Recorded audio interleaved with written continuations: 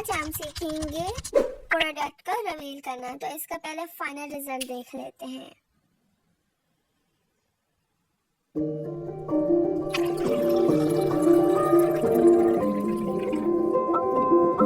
चलते हैं मोबाइल की स्क्रीन पर। वहाँ पे मैंने पहले से इमेज डाउनलोड की हुई थी। फिर मैं कैपकट में गई, वहाँ पे पहले पे की फ्रेम ऐड किया, ठीक है, और एक एंड पे की फ्रेम ऐड किया, ठीक है।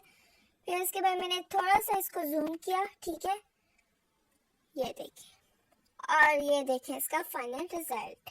फिर मैं इफेक्ट्स में गई, ठीक है, ये देखें। फिर वीडियो इफेक्ट में गई, वहाँ पे मैंने सर्च किया ट्री शेड, तो ये थर्ड वाला मैंने चूज किया, ठीक है, ये देखें। फिर मैं इफेक्ट्स में गई, फिर मैं वीडियो इफेक्ट में, फिर मैंने यहाँ पे सर्च किया ड्रॉपलेट्स, और ये सेकंड वाला मैंने चूज किया, ये देखिए इसका ये फाइनल रिजल्ट। ऐसे सब्सक्राइब माय चैनल।